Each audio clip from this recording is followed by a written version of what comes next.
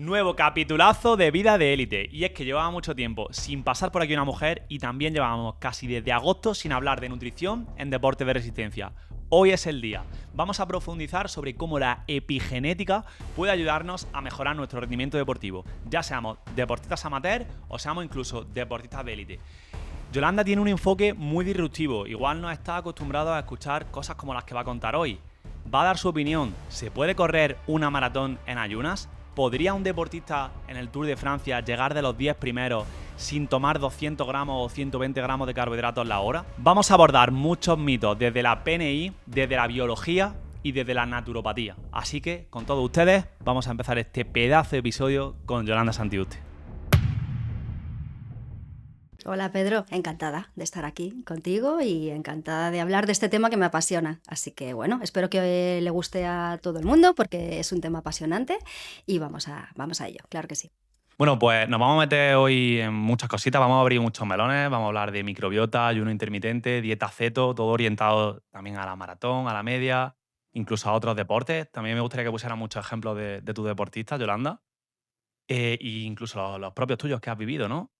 Pero creo que debemos de empezar por definir qué es la epigenética, para poner en contexto a todos los que nos están escuchando. Claro, yo creo que es un término que al día de hoy se escucha, ¿no? Habitualmente se busca que es epigenética y genética y epigenética son dos conceptos que van como muy unidos, ¿no? Realmente hemos tenido como toda una fase o un tiempo anterior que se hablaba todo el rato de la genética y cuando nos pasaba algo o pasa algo que tiene que ver con una patología, una enfermedad, es como, claro, es que tienes un gen.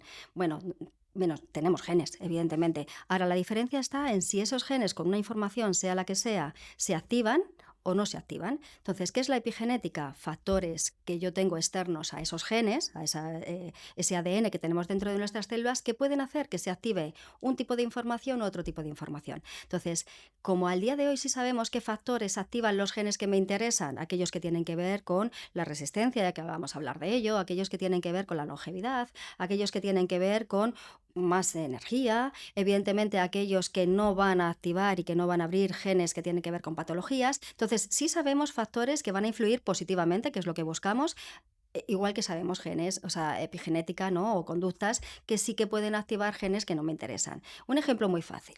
Cualquier persona que tenga una adicción a tabaco sabe que bueno, no es, todos lo sabemos, pero epigenéticamente se está ingresando dentro de nuestro cuerpo pues minerales de alto peso molecular, estamos metiendo ciertos tóxicos, de manera que se están activando una protección, porque el cuerpo siempre nos va a proteger, pero de una forma cronificada a hacer esa protección que llamamos inflamación o que podemos de decidir que son moléculas proinflamatorias para defendernos, continuadas en el tiempo, al final va a activar unos genes que no nos interesan porque son de patología. Pues esto es la epigenética, es cada una de las cosas que está ocurriendo de mi exterior que van a llegar hasta mi cuerpo y dentro de mi cuerpo el comportamiento de esas sustancias o de esas informaciones que llega hasta el ADN va a activar un tipo de información que se va a desencadenar o una conducta dentro de la célula u otra. Y eso es epigenética. Entonces, a partir de ahí podríamos decir que todo lo que hacemos es epigenética, desde a la hora que me levanto, cuánto descanso, si me muevo o no me muevo, qué tipo de alimentación tengo,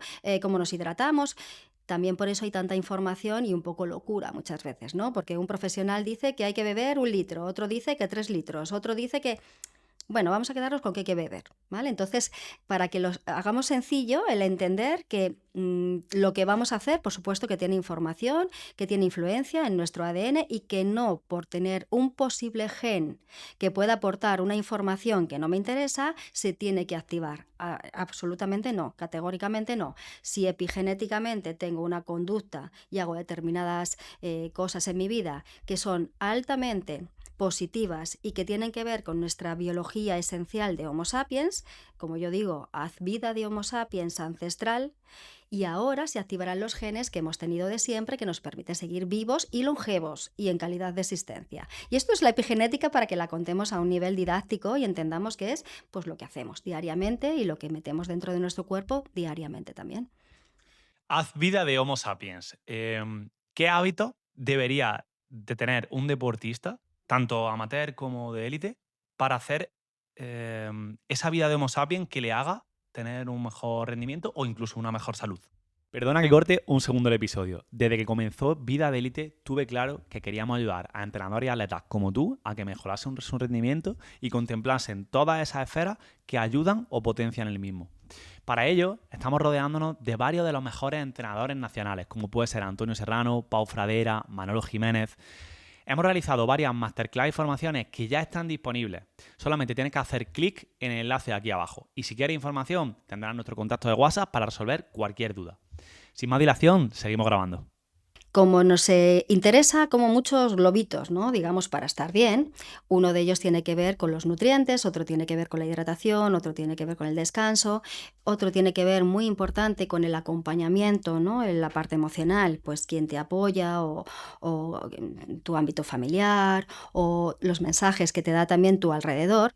Pues todo eso, y muchos más que podríamos poner, que son epigenética, todo eso va a acompañar al deportista. El deportista elite además tiene un añadido en su vida, dentro de que le gusta entrenar, le gusta competir, porque es parte de su necesidad, lo considero así, y parte de lo que también le proporciona como un bienestar, porque si no podría no competir y ya está. Realmente proporciona un bienestar y luego es una profesión. Luego ya lo puedes convertir en tu profesión y es parte de, bueno, pues es tu trabajo. Realmente tienes que estar bien como para tu trabajo y seguir pudiendo estar un año tras otro y con un buen contrato, ¿no? Si en este caso hay contratos.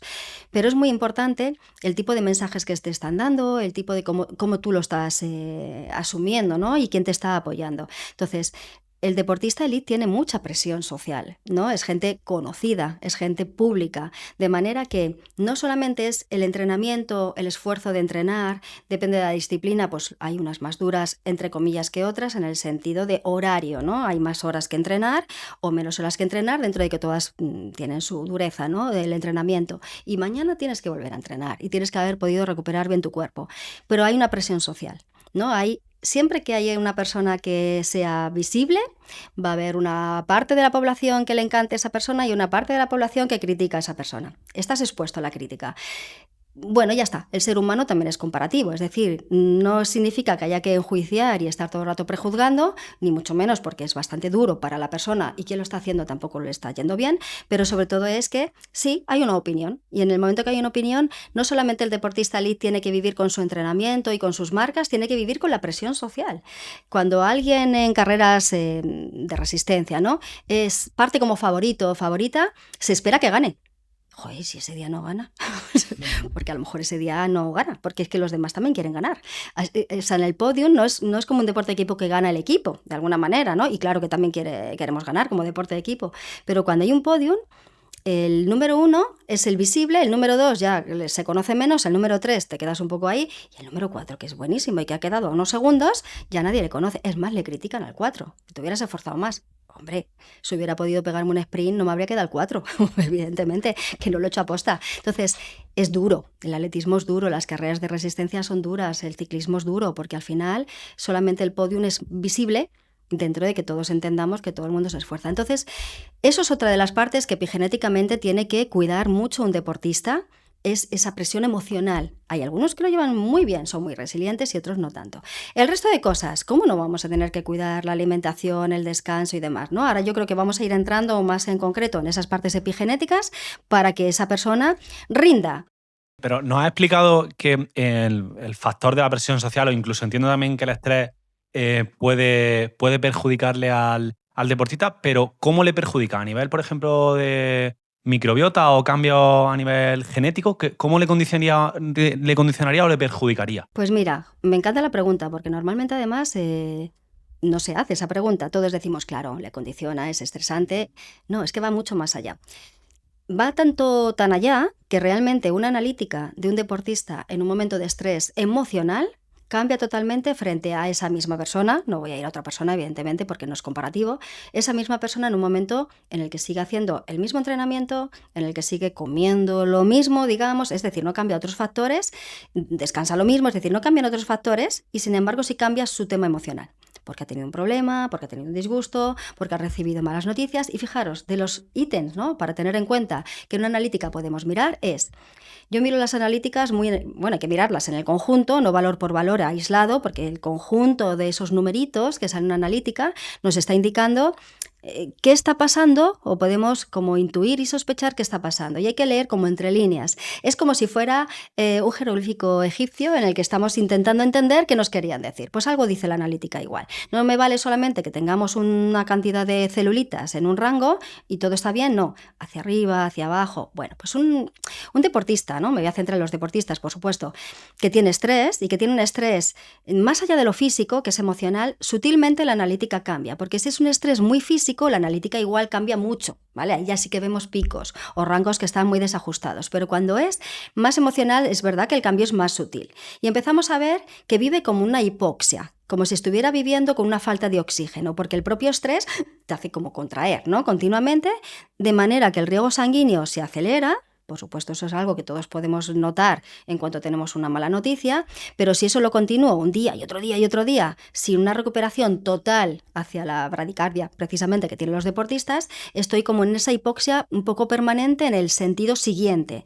Tengo más derivación sanguínea hacia la periferia porque estoy en lucha-huida, pero tengo menos derivación de ese riego sanguíneo a pequeños, muy pequeños capilares a nivel visceral. No me llega todo lo que yo tengo que tener a nivel hepático, a nivel incluso cardíaco, a nivel intestinal, de manera que no se nota, porque nadie lo va a notar especialmente, va a decir, pues tengo estrés, no lo va a notar, pero sí que yo veo una analítica y veo que hay más generación de globulitos no útiles, o digamos que hay más hematocrito cuando no corresponde y no ha pasado otra cosa. Entonces, entre eso puede subir un poco. Plaquetas también suben sutilmente hacia arriba porque es la forma de preparar si yo estoy corriendo.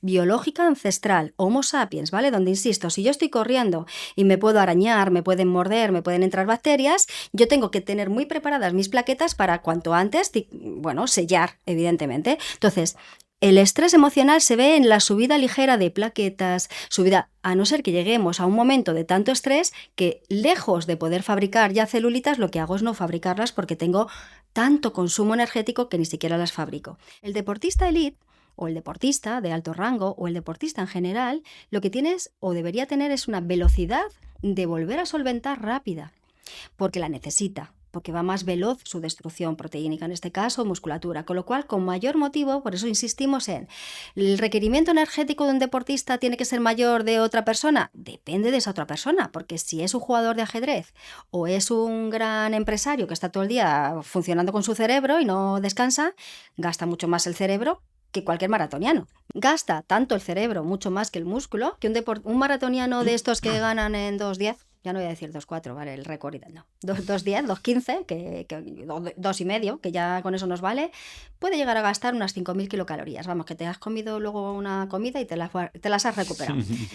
5.000 kilocalorías es muy costoso de gastar. ¿Por qué? Porque el resto de kilocalorías de gasto, ese ATP que yo necesito de gasto, no lo puedo emplear en correr, lo tengo que emplear en que el corazón no se me pare, en que siga haciendo funciones metabólicas. Yo no puedo frenar todo el cuerpo para correr. No, esto no funciona así. Gasto mucho más en una tasa metabólica, gasto mucho más en otras, en mantener la vida.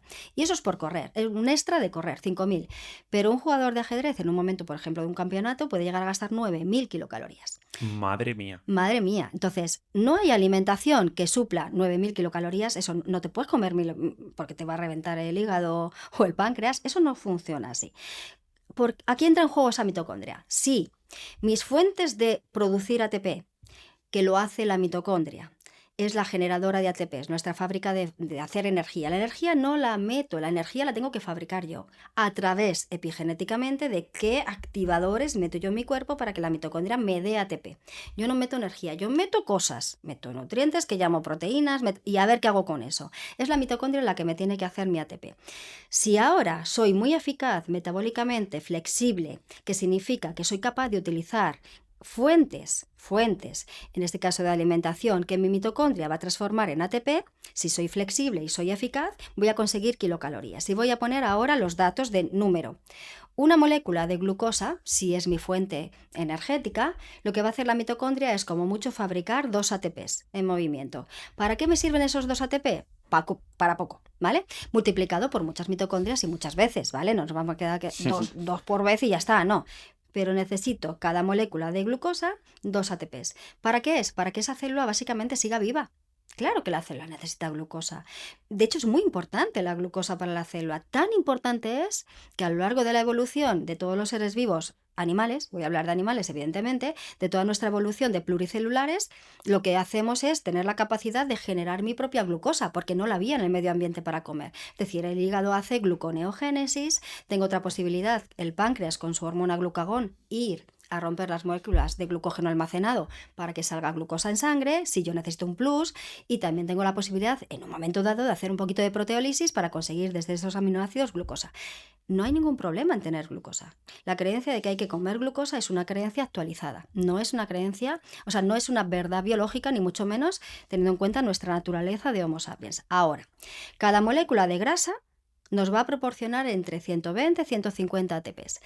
Evidentemente las cuentas son evidentes, ¿no? Si yo tengo grasa a disposición y adipocitos tenemos todos y soy capaz de usarlos, porque ahora la diferencia viene en si soy capaz de usarlos metabólicamente haciendo eso que se llama beta oxidación, ahora por cada grasa que ya tengo puesta, pues yo comí ayer o comí cuando tocó, pero yo tengo mi grasa puesta en mis adipocitos y soy capaz de utilizar los triglicéridos almacenados, los cuerpos cetónicos que voy a producir, e incluso soy capaz de utilizar el ácido láctico como fuente y carburante para el corazón y el cerebro, yo no necesito comer un extraordinario, y mucho menos glucosa. Es que yo con mi propia grasa, que ya la tengo puesta, y que cuando me muevo la uso o la muevo, estoy teniendo el carburante necesario. Un jugador de ajedrez gastando esa cantidad de kilocalorías no puede ser por comer. Es imposible ingresar esa cantidad de kilocalorías y no quedarte totalmente dañado, tu hígado y tu páncreas. Pero sí es capaz, metabólicamente flexible, de utilizar su propio recurso interno para poder derivar a la cabeza lo que necesitamos, que es precisamente al astrocito, ¿no? Eso que decíamos antes, cuerpos cetónicos y demás, para poder reconducirlo y reconvertirlo en la glucosa para la neurona. ¿Qué quiero decir con esto? Que una fuente de ingreso buena y adecuada y en equilibrio keto, ¿vale? Ya que hablamos tanto de keto, que no, yo no apuesto porque vivamos keto, no, pero sí necesitamos que parte de nuestra alimentación tenga una buena proteína con su grasa. Sí necesitamos de eso como base de la nutrición del Homo sapiens. El Homo sapiens somos capaces de comer todo y eso nos confunde. Es decir, como puedo comerme desde una bolsa de gominolas que no aporta nada, pero no me muero, me la puedo comer, hasta 3 botellas de vino y sí, no estaré muy bien al día siguiente, pero no me muero, pues se ha confundido en que todo vale.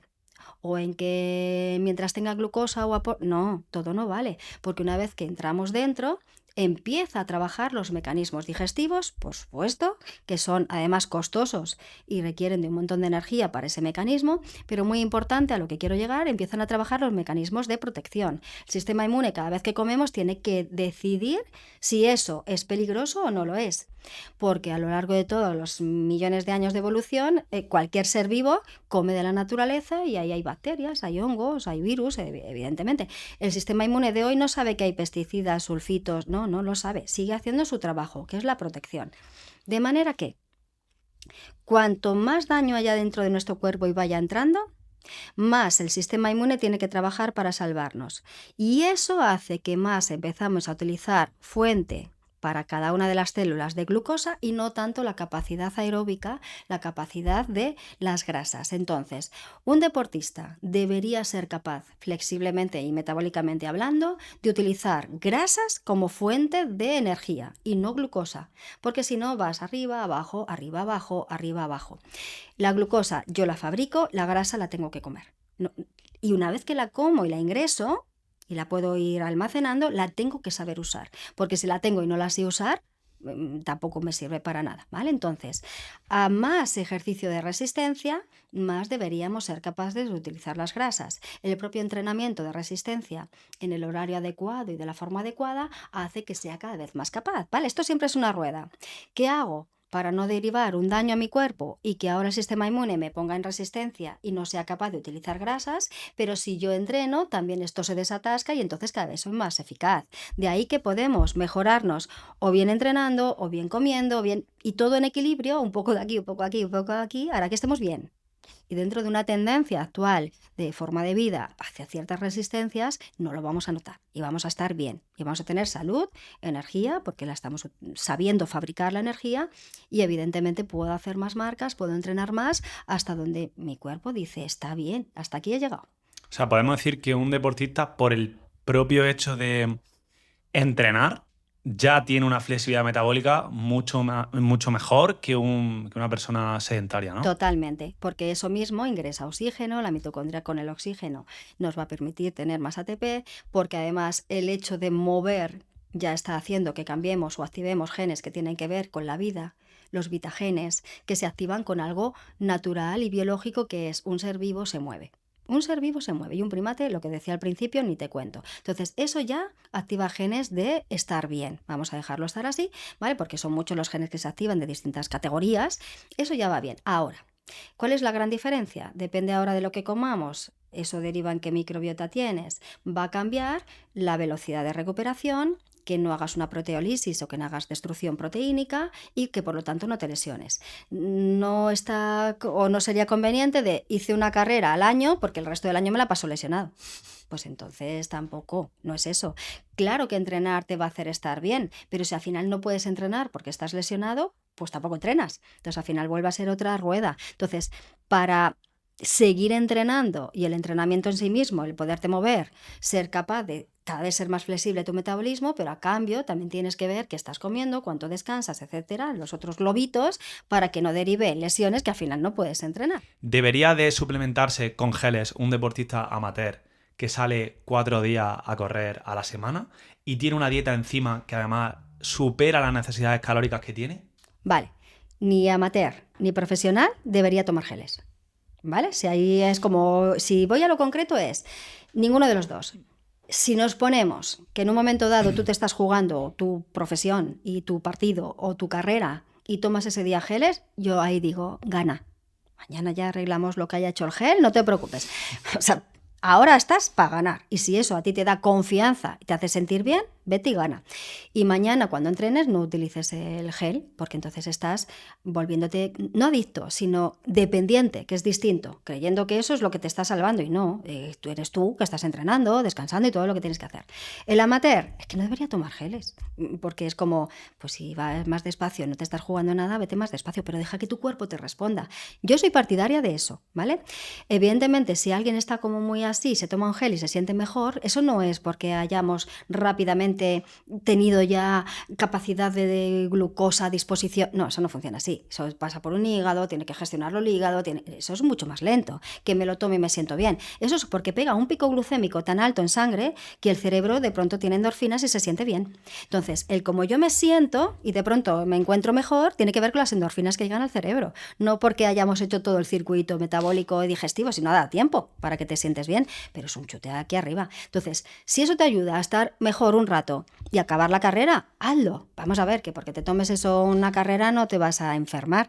Ahora, si cada vez que sales a entrenar lo haces, llega un momento en el que el cuerpo ni siquiera es capaz de funcionar sin eso, ¿no? Y te agarras a ello.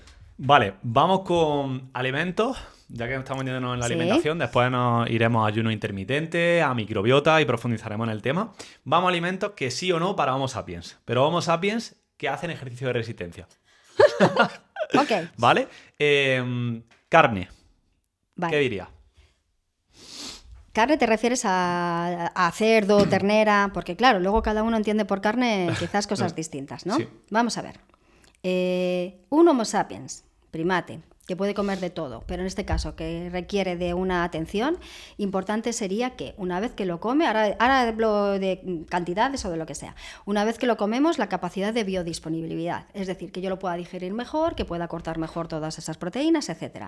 Si hablamos de proteína, prefiero llamarlo proteína, ahora voy a decir, ideal, huevos. Yo soy partidaria, salvo que te sienten mal, algo específico y muy particular, ¿vale? Ahí no entro. Huevos los que quieras, preferiblemente un poco decentes, que no tengan tanto antibiótico y demás. Pero huevos los que quieras, es una proteína de biodisponibilidad fácil y que normalmente, salvo que te sienten mal, insisto, van bien, ¿vale? Y podemos comer muchos. ¿Hay tanta cantidad de la que necesito de aminoácidos en huevo como podría haber en un filete de 1 kilo? No. ¿Vale? Tendríamos que comer muchos huevos para llegar a ese requerimiento, pero también tenemos la posibilidad de distintos pescados o mundo del mar, y digo pescados, cosas con colita, no lo mismo con gambas, con berberet, no, eso es otra cosa, eso va por otro lado, pero todo lo que tenga que ver con el mundo del agua, el mundo del mar, todo lo que tenga que ver con los huevitos, también las aves, no nos olvidemos que es una muy buena proteína. Una vez más, sin tener en cuenta o teniendo en cuenta que te compres un buen pollo que no tenga antibiótico, vale, no entro ahí, no entro en el mercado, entro en la necesidad que tenemos biológica, y el Homo sapiens por evolución por evolución, como Homo sapiens, lo que hicimos fue comer lo que el medio ambiente me daba en esa época en la que nos desarrollamos totalmente ya como Homo sapiens, donde había glaciación. Y nuestra alimentación era muy parecida a la esquimal. Es decir, es que todo era hielo, o era un permafrost, o eran cosas congeladas, digamos, y en la zona o en la franja ecuatoriana era como una sabana. Allí yo no me voy por el mundo cogiendo antílopes porque eso ocurrió mucho más tarde. Con lo cual quiero decir lo siguiente, el mundo del agua al que siempre hemos estado atados, podríamos decir, y necesitados, yo no puedo vivir cerca, o sea, lejos de un agua dulce de la que dependo, ¿vale? Entonces, en el río o cerca del agua es donde hemos ido cogiendo el alimento principal. Llámalo foca, llámalo salmón, llámalo merluza, llámalo truchas, no sé, lo que hubiera en el agua. Lo siguiente, pues cuando se podía huevos y las aves, que no son tan fáciles de conseguir porque vuelan, pero bueno, aves. Y lo último y después, ya siendo Homo sapiens, ha sido la organización, porque se requiere de mucha organización de un grupo de Homo sapiens para conseguir un antílope, ¿vale? Para conseguir algo así. Y que requiere, además, una peligrosidad. Primero, que se tienen que ir los masculinos, los hombres del clan, para conseguir durante días cansar a la pieza, porque era por agotamiento, y una vez que ya está cansada, pues ya la consigo, hay que romper, descuartizarla y traer cargando 20 kilos, 25 kilos, 30 kilos cada uno. Vuelta, 3 días de marcha, ¿vale? Durante ese tiempo el poblado se queda un poco desprotegido de lo que sea, ¿vale? No por ataques de otros, simplemente se queda más desprotegido de esos cazadores, ¿no? De esos hombres que se fueron. De manera que no era todos los días me voy a por un antílope, no, me voy de vez en cuando, porque es peligroso, porque en el camino se pueden morir los cazadores, es decir, al día de hoy, un cazador, es decir, un Homo sapiens, una persona que haga deporte, que es como un cazador, se tiene que mover en resistencia, fíjate, 3 días, ¿no? Persiguiendo ahí un antílope. ¿Y qué iban? ¿Comiendo chupetín? Pues no, ¿vale? Es decir, el recurso tengo que tenerlo yo, porque voy a por comida, precisamente, no he comido, voy a por comida. Y tengo con muy poco que tirar, con hidratarme, con conseguir algo que se llevarían por ahí, pero poco más. Y yo puedo hacerlo como Homo sapiens. Lo que pretendemos con una forma de comer, una forma de entrenar es reclutar y volver a activar esos genes que son nuestros, que son de atrás en el tiempo y que hoy en día me permiten ser mucho más capaces, mucho más resistentes y mucho más flexibles metabólicamente de si hay comida, guay, y si no hay comida, no me importa, porque yo puedo seguir hacia adelante. Entonces, en ese orden, ¿vale? En ese orden la proteína. ¿Cuánto entonces de comer a lo mejor pues un filete? Pues tanto hambre tengas. Hay que observar ahora qué capacidad digestiva tienes y no puede faltar proteína en todas las comidas que hagas del día, ¿vale? Eso sería la clave. No siempre un filete rojo, por decirlo de alguna manera, un cerdo, una ternera, de hecho menos veces, hay que variarlo con todo el tipo de las otras proteínas. Hay una creencia de que comer pescado es menos proteína que comer un filete. No, no es verdad. Al revés, incluso es mucho más biodisponible en la absorción que el otro, que requiere de más esfuerzo y gasta más agua para hacer esa digestión, bicarbonatos y demás.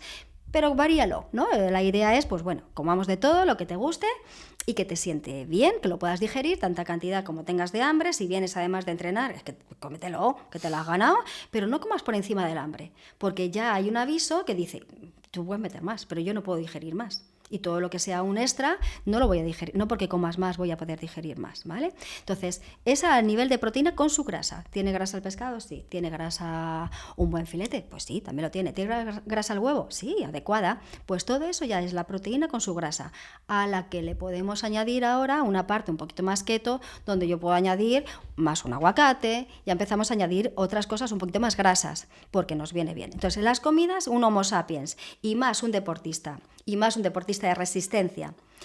De resistencia, además en este caso, más tiene que ir metiendo proteína con buena grasa en todas sus comidas. ¿Y por qué la gente le tiene miedo a esa grasa saturada?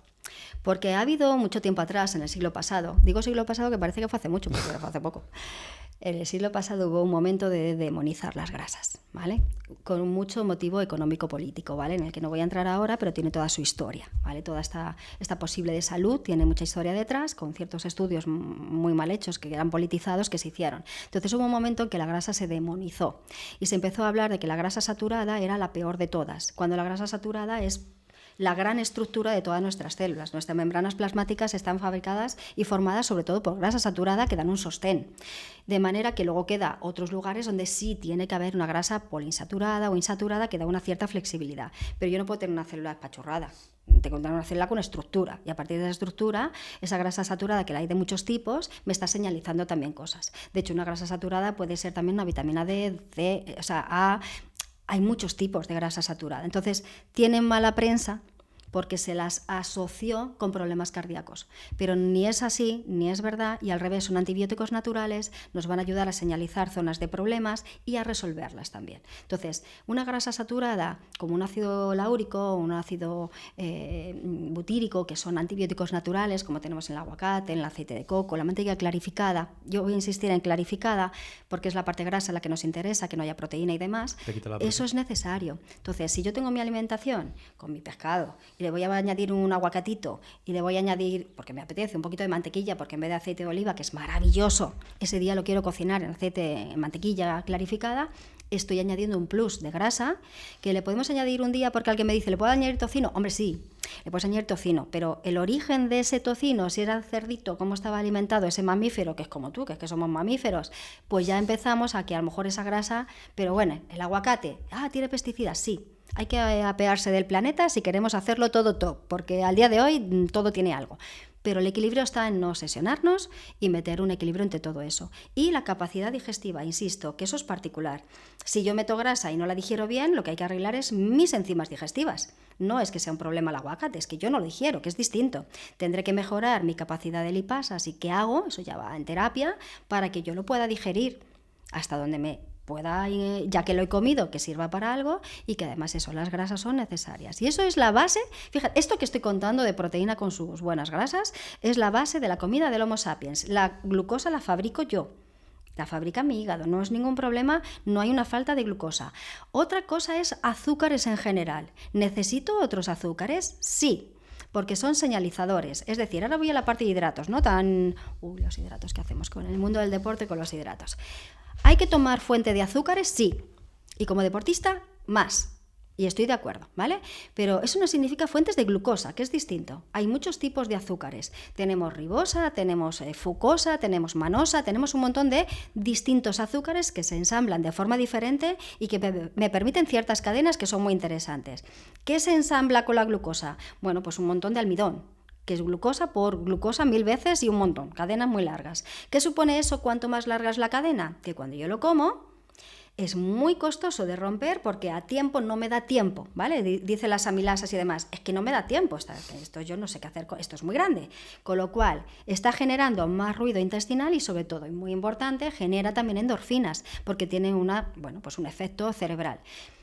¿Tiene un efecto endorfínico comerme, voy a decir, una alcachofa? No. Hombre, si a alguien le produce endorfinas una alcachofa, pues a mí que me lo cuente. Pero vamos, lo normal es que me puede gustar, pero endorfinas. ¿Me produce endorfinas una zanahoria? Un poco más. ¿Me produce endorfinas una cebolla? Pues no. Ahora, ¿produce endorfinas un plato de arroz? ¡Buah!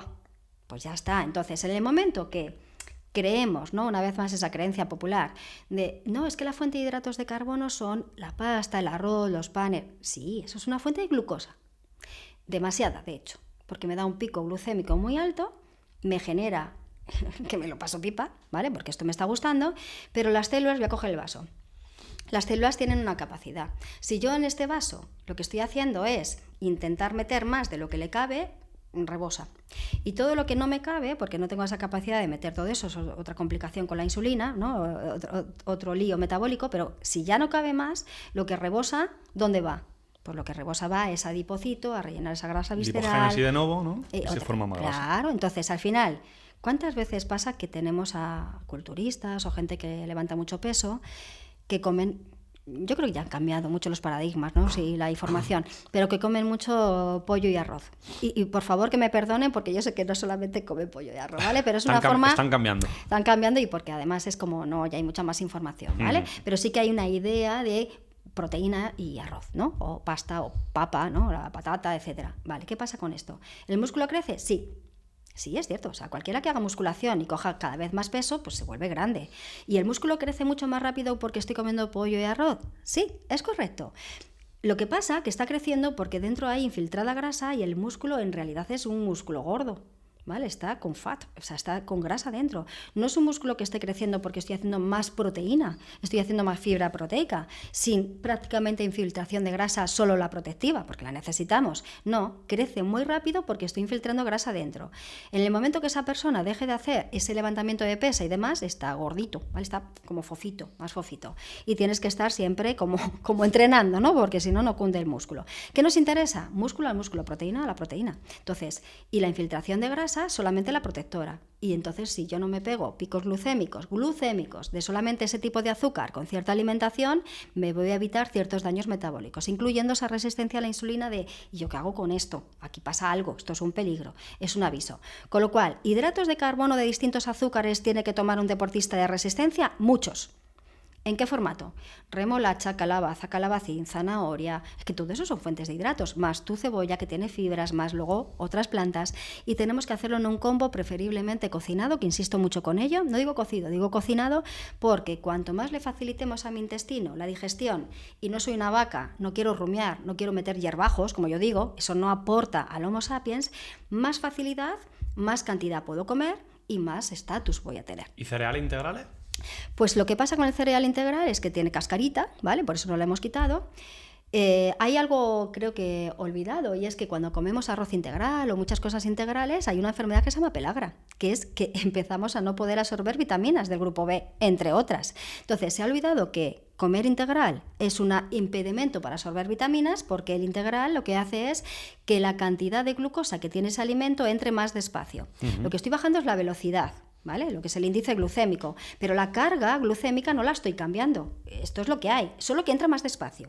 Con lo cual, el tipo de endorfina se genera más a poquito y por lo tanto también la forma de entrar es a poquito, pero la carga es la misma. O sea, cuando llego yo a la célula, aunque llegue un poquito más despacio, entra lo que entra. Eso no va a cambiar. Sigo haciendo grasa visceral y sigo haciendo daño. Y además, insisto, las cascarillas son fibras insolubles que me impiden la absorción de un montón de minerales y vitaminas. Me estoy desnutriendo por comer integrales. Yo sé que aquí acabo de abrir el melón. Antinutrientes, ¿no? Y tiene antinutrientes, exactamente. No solo las cascaritas, sino la propia semilla en conjunto, su estructura, su forma proteica, las proteínas, por eso voy a insistir ahí, ahora son las proteínas, son antinutrientes. Y la cantidad de almidón que tiene una semilla es brutal.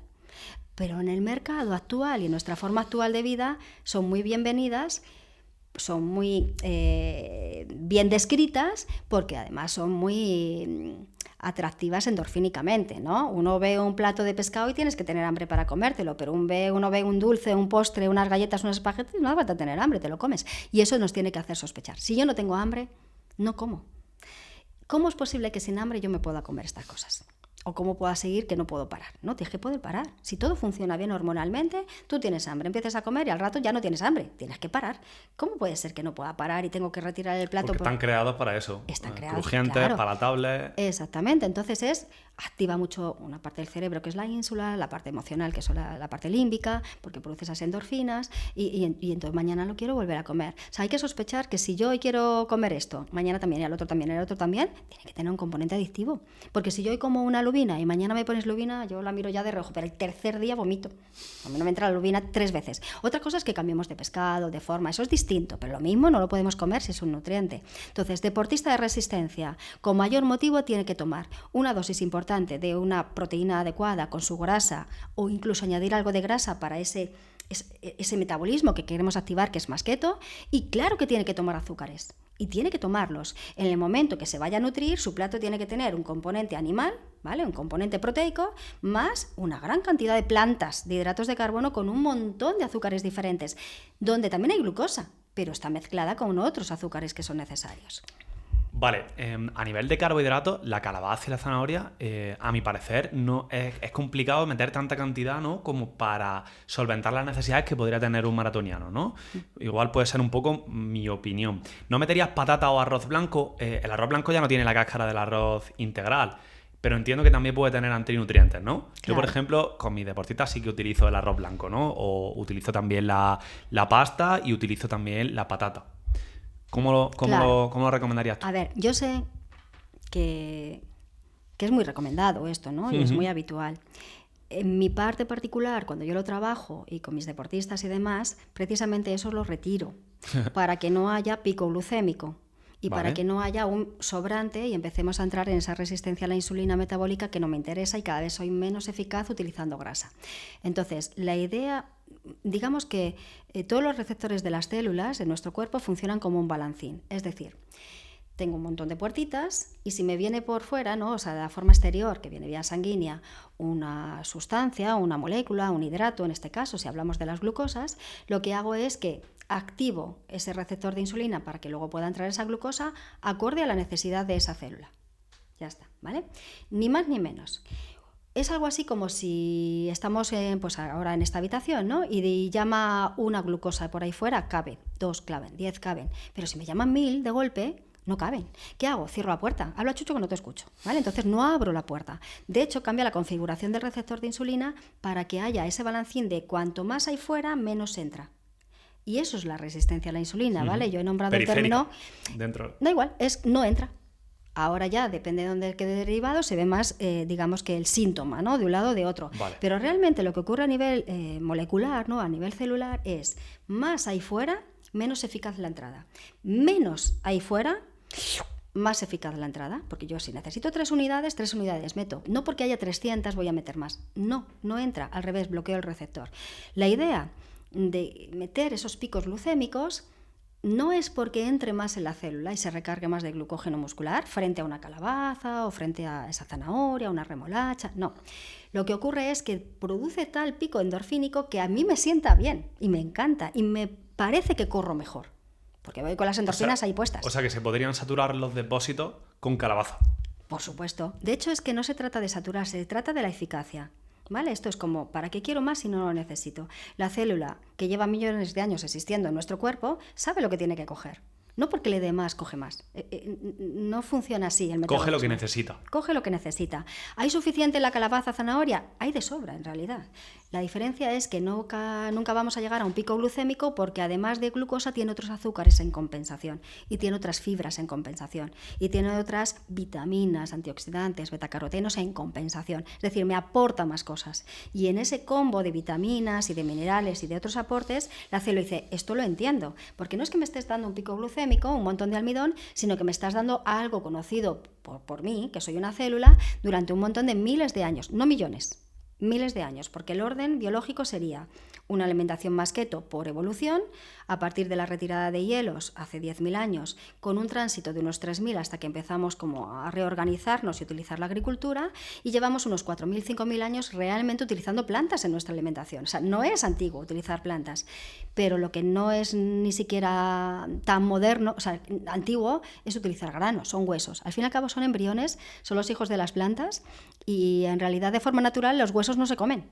Nadie se come el hueso de la aceituna ni el del melocotón. ¿Pero qué hemos hecho nosotros? Bueno, pues modificar genéticamente, o sea, la ingeniería genética, sin saber que lo estábamos haciendo atrás en el tiempo. Lo que hemos estado haciendo ha sido masticar o poder masticar granos. Pero realmente, insisto, no somos vacas para comer lechugas, no somos loros para comer granos, ni, ¿vale? Es como, ¿se pueden comer? Sí, ¿Vale? pero no es la fuente principal, o no debería. Vamos a ir con los melones. Legumbres. Vamos a ir con otro Vamos melón, con otro ¿no? melón. Ya nos hemos metido con los cereales un rato. Pues las legumbres son semillas también. Y entonces, la idea en nuestra cultura de comer legumbres, que no en todas, tú vete a hablar con los masáis y no comen legumbres, ni con los esquimales. Pongo extremos muy extremos, porque hay otros lugares del mundo que tampoco las comen, ¿vale? Y que no viven en el paleolítico, que viven en el neolítico, digamos. Porque no tienen a disposición, no las comen. Y curiosamente, por esos lugares del mundo que toman mucho pescado, coco, viven en islas y están bien metabólicamente, no tienen acné, no tienen patologías metabólicas, no tienen obesidad, son longevos, es decir, y hacen ejercicio todo el día, bucean a profundidades de locos, corren maratones sin comer, como el que dice, ¿no? O sea, pueden ser súper rápidos. ¿Esa gente tiene un gen especial? No, esa gente vive epigenéticamente en una biología acorde al Homo sapiens, que es diferente. Entonces, ¿qué pasa con las legumbres? Pues que vuelven a ser embriones, son huesos que hemos modificado para hacer comestibles. ¿Y qué tienen de ventaja? Bueno, en determinados momentos comerlas puede cierta limpieza en el cuerpo y cierto arrastre, precisamente porque tienen nutrientes, tiene cierto arrastre, pero habitualmente es una creencia cultural que las tengamos que comer porque nos aportan. yo las quito, ¿vale? Yo entiendo que habrá un montón de gente profesional que al revés las pone y la persona está bien. Y por supuesto es respetable porque somos tan versátiles el Homo sapiens y a este le va bien esto y a este le va bien esta otra cosa. Pero bueno, de entrada tienen un montón de antinutrientes, preferiblemente no abusarlas. Ya cuando me pongo más estricta con alguien, por el motivo que sea, es 100% las quitamos y las dejamos fuera, y no aportan nada que no sea mucho mejor el aporte desde una buena proteína, como es ese pescado, y mira, hay un filete estupendo que te siente a gloria, un solomillo, ¿vale? O los huevos, porque la legumbre no nos están aportando esas proteínas que necesitamos. Entonces, para lo que yo trabajo y como propongo, las legumbres están totalmente fuera. Dentro de ellas, la peor, la soja y el cacahuete con diferencia, porque son bloqueadores 100% de enzima digestiva, de tripsina. Entonces yo las dejo fuera porque no quiero que un deportista elite, que una persona a pie, digamos, y un profesional de la resistencia, porque hombre, corres 60 metros en un momento dado, a lo mejor ni te enteras, pero no, tienes que estar corriendo 4 horas o haciendo algo 4 horas o un montón de tiempo. No podemos permitirnos antinutrientes, no podemos permitir comer y antinutrientes. Vale, o sea, la crema de cacahuete, recomiendas que mañana mejor madruguen. De avellana o que de... madruguen y la tiren, ¿no? Mejor, por Vale, favor. mejor de avellana. Pero la legumbre, ¿qué tiene? ¿Saponina es lo que tiene la Tienen legumbre? saponinas y lectinas. Y que son- lectinas. Vale, ¿esto cocinándolo no se va en un 98%? Pues ¿O las en un saponinas, 95%? si las cocinamos en olla express, pues no, pues te las comes todas. Vale. Pero es verdad toma, que... Toma nota la cámara. Nunca olla express, por favor, porque encima está todo ahí concentrado y lo estás removiendo, te lo vuelves a comer. Entonces, los dos tipos de antinutrientes tienen dos categorías, ¿no? Lectinas y saponinas. Dentro de las saponinas son esas que son saponizables, es decir, como el jabón, ¿no? La palabra jabón viene del sapón, porque hacen espumas, ¿vale? Entonces, tú cuando cueces unas lentejas, unas judías, lo que ocurre es que salen espumas y las puedes quitar, ¿no? Eso que hacía la abuela, ¿no? Ese tiempo que se tomaba antes con el pucherito, de ir retirando espumas hasta que ya te agotas de retirar espumas, porque eso siempre sale, y dejas pocas, ¿vale? Pero luego están las lectinas que son incorruptas, da igual la temperatura, ni olla express, nada, no se rompen nunca. Dentro de las lectinas, una muy famosa es el gluten, pero no es lo único que hay que quitar, o sea, porque el gluten es muy estudiado, muy famoso y está implicado en cualquier patología inflamatoria y en muchos problemas metabólicos, pero tiene un montón de amigos. El gluten tiene un montón, es que son proteínas estructurales al fin y al cabo. Entonces, la idea es la siguiente, son proteínas. La gente me pregunta, pero si lo dejo en remojo 2 días antes, ya, eso siempre se hizo atrás en el tiempo, las judías estaban en remojo, pero para facilitar que luego se puedan disolver mejor los almidones, que es diferente, ¿vale? Yo dejo en remojo la patata, dejo en remojo no sé qué, y el almidón mejora porque se rompen esas cadenas tan largas de glucosas que comenté en cadenas más pequeñas, simplemente por la solubilidad de en parte de lo que tienen. Y cuando yo lo voy a cocinar y lo voy a comer, es más digestivo, porque no tengo tanta implicación digestiva, no necesito tanta energía para poder romper las cadenas de almidón. Pero las proteínas no tienen nada que ver. Ya puedes poner en remojo eso 300 años, que ahí sí que las proteínas, eso no va a cambiar. Eso es otro tipo de estructura. ¿Con qué cambia la proteína? Con la temperatura. Claro, evidentemente lo somete a temperatura y la proteína, pues en principio se desnaturaliza. Por eso salen espumas, pero las lectinas les da igual incluso la temperatura. Ahí están, son como incorruptas. ¿Por qué son incorruptas? Porque son los señalizadores de la membrana celular para identificar el sistema inmune quién soy yo y quién no soy yo. No pueden estropearse. Y eso le pasa también al embrión, que es la semilla, ¿no? Una legumbre, un cereal, que la vida por la vida siempre, apostemos por la vida. Si yo ahora tengo que señalizar quién soy yo y quién eres tú, esto yo no puedo destruir, no se puede estropear, ¿vale? Así como un resumen metabólico, ¿ok? Por lo tanto, ¿puede el deportista de resistencia vivir sus maratones y su vida sin comer cereal? ¿Poder? Puede. Otra cosa es que le encantará, igual se lo come y dices, bueno, vamos a ver otras cosas, vamos a ver que no te lesiones, vamos a ver qué capacidad de recuperación del entrenamiento, vamos a ver más ítems para ir viendo cómo tú te vas encontrando. Nos vamos a meter ahora en la hidratación. Ya que hemos tocado alimentos, nos vamos a meter en la hidratación, porque entiendo que una alimentación como la que propones y que utilizas te deshidrata más, ¿no? Porque se utiliza menos carbohidratos, ¿no?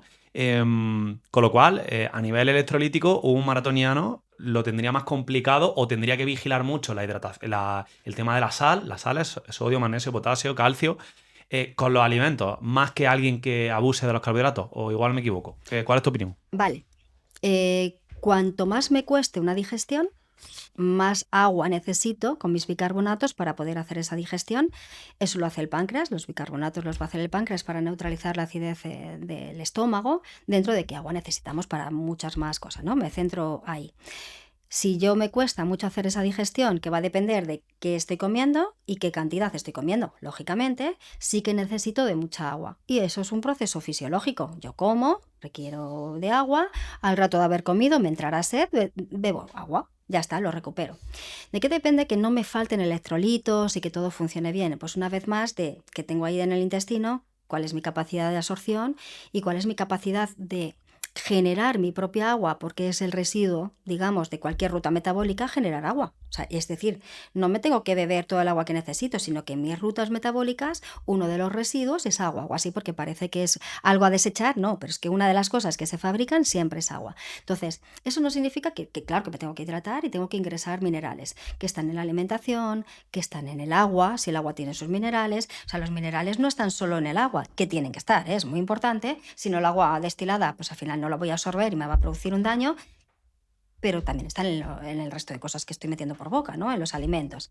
Ahora, un maratoniano, un deportista, ¿tiene que beber más agua? Tiene que beber agua, tiene que hidratarse. Y tengo muchos deportistas que no se hidratan, porque no tienen el clic de tener sed. Y luego están los que todo el rato beben porque no tienen el clic de dejar de tener sed, ¿vale? Están como los dos extremos. ¿Qué significa eso? Que, vale, beben agua, pero no llega a la célula adecuadamente, ¿vale? Entonces, uniéndolo con lo anterior, nos vamos a quedar con lo siguiente. Una vez más, cojo mi célula y tiene que poder entrar. La forma de poder entrar tiene que ser también flexible metabólicamente. Hay un poro que se llama acuaporín, por donde tiene que entrar el agua, y el agua siempre tiene que ir acompañada para que pueda entrar de glucosa y sodio. De ahí que vienen tantos geles, de ahí vienen tantas bebidas isotónicas y no sé qué. Es cierto, el suero de la vida, como cuando vamos al hospital y pasa algo y te ponen una vía, el suero de la vida es agua, glucosa y sodio, es cierto, va junto. ¿Tengo yo sodio por ahí? Sí, es uno de los minerales más abundantes. ¿Tengo yo glucosa? Sí, la fabrico. Hemos quedado que no hace falta comerla, la fabrico. ¿Necesito H2O? Necesito H2O, porque por mucho que yo pueda hacer mis rutas metabólicas, llega un momento en que ya no es suficiente. Evidentemente tengo sed y tengo que beber. Ya tengo todo el combo. Ahora tengo que absorberlo, ir por sangre, llegar a la célula y ahora todo eso tiene que ingresar. Entramos por un porito, un receptor que se llama acuaporín y hace lo siguiente. Ingresa gracias a gotita de molécula de grasa y sale gracias a molécula de grasa. ¿A dónde quiero llegar? Quiero llegar a lo siguiente. Hace ya muchos años, ¿no? Pero cuando yo hice mi trabajo final de máster y demás, yo hice el trabajo que fue muy de campo, porque no fue una investigación teórica, sino que fue con personas, con corredores de montaña. Yo corría en aquel momento y entonces aproveché también a mucha gente que reclutamos y se les hacía muchas mediciones. La idea es que venían comiendo lo que les querían, ¿no? Digamos, no sabían nada, les cambió la alimentación durante 6 meses y yo lo que medía eran valores sanguíneos, marcas en carreras, cómo se sentían y demás, ¿ok? Fue muy bonito el estudio y los resultados eran los esperados. Me alegro, porque si no hubiera dicho, pues mira, esto no funciona y yo trabajo en otra cosa porque esto no funcionó. Claro, a ver, pues hay que replantearse. Pero una de las cosas que me encontré más bonitas, porque me encantó, fue corredores de montaña, gente que entrenaba 4 horas al día o fin de semana, es decir, que estamos hablando de resistencia alta y además con frío, con calor, sudando un montón, según te toca ese día en la montaña. Siempre me contaban que tenían que ir con un montón de agua, ¿vale? Con sus botellas de agua, porque es que se deshidratan, porque de hecho sudaban un montón. Bueno, a lo largo de todo el estudio y según fue pasando el cambio metabólico, lo que observaron es que ya no tenían sed mientras estaban haciendo ejercicio. Claro que hay que hidratarse después, por favor, que no se nos olvide. Pero durante el ejercicio mejoró su gestión metabólica de manera que ahora, según hacían la beta-oxidación y utilizaban grasa, sacaban agua. No estaba ahí guardada. Eso de los edemas, almaceno... No, claro, que no sabes metabólicamente utilizar la grasa y por lo tanto no sabes metabólicamente utilizar el agua. Y en el momento que yo sé hacer eso, ya no me deshidrato. Y yo puedo correr, tú imagínate estos de la prehistoria, yendo a por un antílope por ahí y teniendo una demanda de agua de estar todo el rato bebiendo, pues se mueren. Es decir, nuestros genes y nuestra esencia puede correr un montón de tiempo sin necesidad de beber. Pero cuando toca beber, bebo, ¿eh? No es que no vaya a beber. Y evidentemente voy a necesitar beber antes que incluso comer, que puedo estar más tiempo sin comer. Hay que beber. Pero si vamos bien metabólicamente y podemos utilizar el recurso de sacar lo que necesito de esa grasa que va junto con el agua, cuando yo estoy corriendo un maratón o cualquier cosa, no tengo sed o muy poca o no es necesaria. Ahora, a la hora de la digestión, ¿qué cosas van a hacer que cada vez sea más necesaria más agua y demás? Si yo como antinutrientes, que me bloquea la digestión, esa es la comida que me va a dificultar más. Con lo cual, tomar papa, tomar arroz, tomar harinas es lo que precisamente me va a deshidratar. No es tomar una buena proteína con su grasa. Ahora, ¿la grasa requiere de un poco más de agua? Si todo va bien, requiere de un poco más de ácido clorhídrico, que me va a romper esas cadenas. Y que cuando llega al intestino no voy a necesitar más bicarbonato para neutralizar una acidez que es natural y es fisiológica y tiene que venir. Entonces, la idea de creer que tomar una alimentación keto es más deshidratante es de nuevo una creencia. Ahora, cada persona en particular, depende de dónde esté en ese momento, igual sí se está deshidratando porque le está costando hasta que por fin sea eficaz. Aquí lo que buscamos es que la persona sea metabólicamente eficaz, que con este recurso sea eficaz y si tengo más, pues mira, ese día voy, pues genial. Claro, con las primeras semanas, a mí me viene ahora mismo un deportista, hacía una dieta de 60% dieta mediterránea, con un 60% de carbohidratos. Y ahora yo resulta que le digo, mira, creo que necesitas hacer una semanita de dieta keto y que vamos a reducir el glucógeno que tenemos muscular y demás, ¿vale? ¿Esta persona en estas 3 semanas sí que estaría en riesgo de deshidratación o tampoco? Tiene que hidratarse, ¿vale? Una cosa no quita la otra. Si siente más sed, que te lo comunique, ¿vale? Es importante que nos cuenten qué les va pasando. Es decir, es que ahora noto que me deshidrato, o sea, que no voy bien, para reajustar. Porque también hacer un cambio muy grande de forma de comer, el metabolismo, el sistema inmune, etcétera, tienen que aprender cómo hacen ahora de nuevo, porque pues, están acostumbrados a hacerlo de otra manera. Es un aprendizaje también que estamos haciendo. Entonces, si es demasiada velocidad la que estamos metiendo frente a su metabolismo que va a otro ritmo, hay que aflojar, cambiar o ver cómo hacemos como un así. Entonces, no es porque comer de otra manera deshidrate. Yo tengo sed, bebo agua y aquí no tiene por qué pasar nada. Incluso hay mucha gente que comiendo, entre comillas, muy adecuadamente, también está deshidratada. No termina de ingresar ese agua con sus minerales y hay como que dar mucha vuelta.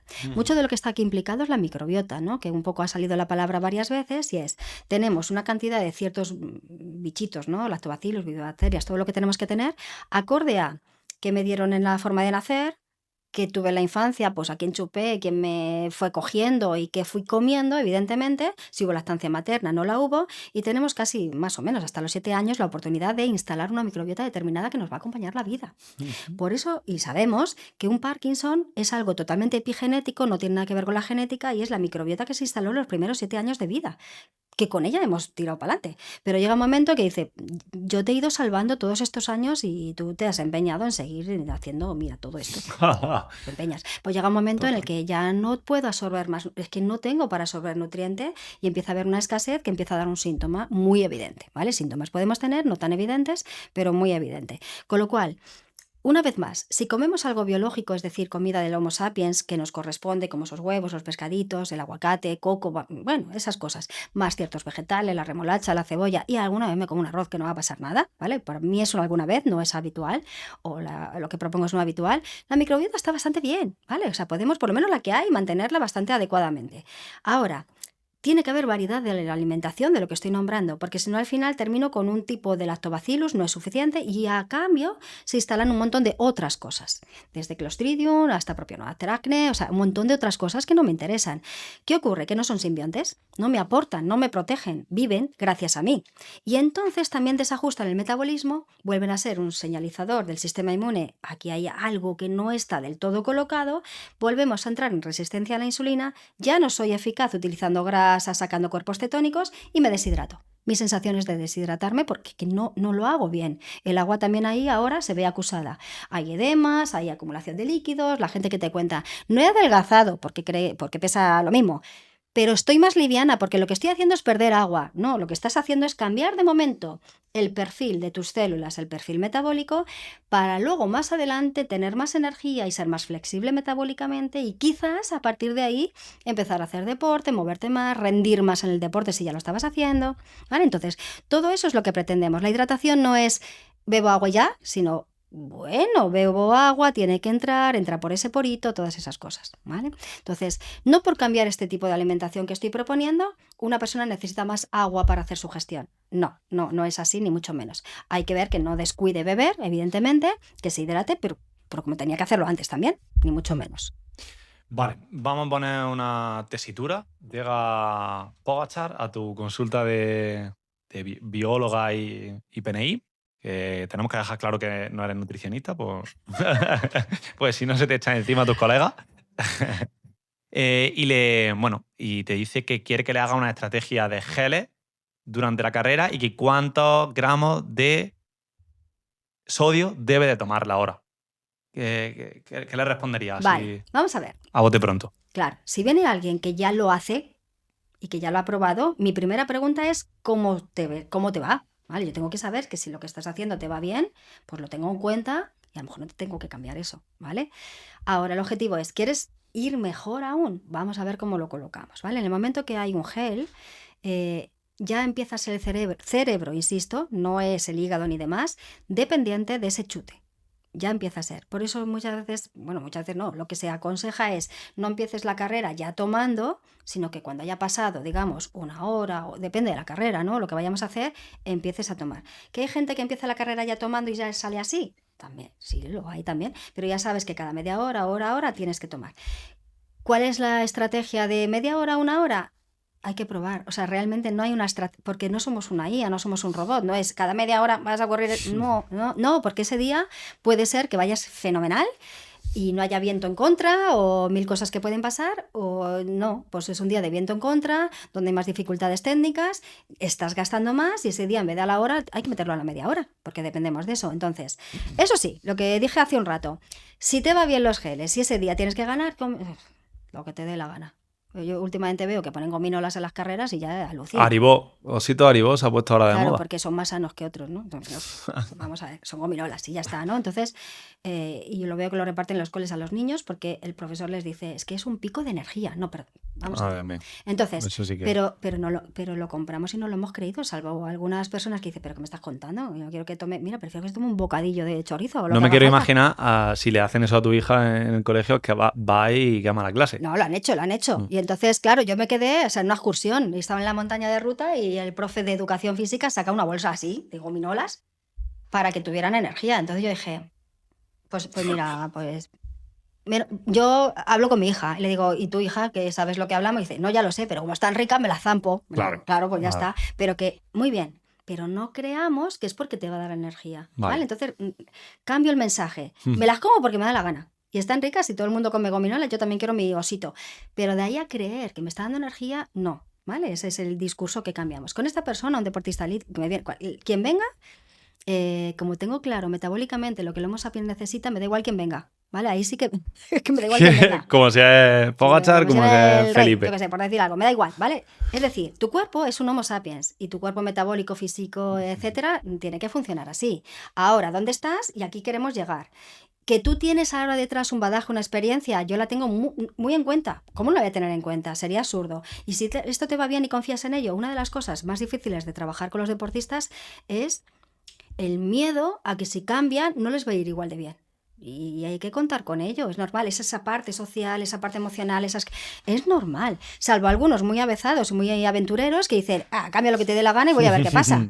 Y esos hacen historia, porque esos son los que luego otros se van animando a repetir, ¿no? Porque les va bien, no les cambiamos a ninguno para que les vaya peor, a ver qué te pasa, yo quiero que tú seas mi conejillo. No. A mí me parece muy valiente eso también, ¿eh? O sea, de hecho el Kilian Jornet lo ha hecho. Ha dejado de hacer una alimentación alta en carbohidratos y ha apostado por una alimentación alta en grasa para probarlo durante 2 años, que están haciendo estudios de investigación con él. Pues siendo el mejor, nada más que probar a hacer eso es ser muy valiente. ¿eh? Entonces, qué bien que ya que eres el mejor, te prestes a ver qué pasa, porque a ver qué pasa contigo, ¿vale? Porque luego hay que ver cada cuerpo, pero bueno, a ver qué pasa, porque Homo sapiens compartimos que todos tenemos una base, evidentemente biológica común, pero que valiente, total, porque realmente puede empezar a empeorar marcas y no es así. O sea, apostamos porque no va a pasar.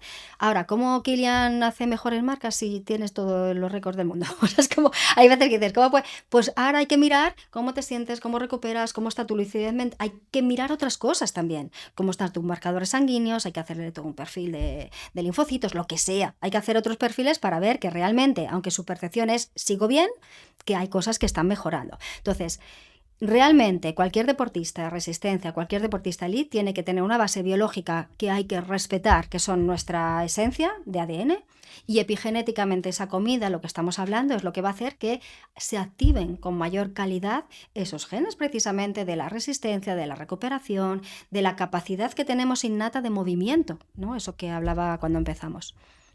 Vale, pues si te parece terminamos un poco con microbiota. Vale. ¿Cómo puede ayudar tener una microbiota equilibrada sin tener microorganismos patógenos, como has comentado antes, del Clostridium? Tener más bifidobacterias, más lactobacilos dentro de nuestra microbiota. ¿Cómo puede ayudarnos a mejorar el rendimiento deportivo? Vale. También explica, si puedes, cómo la permeabilidad intestinal también es importante cuidarla. Claro.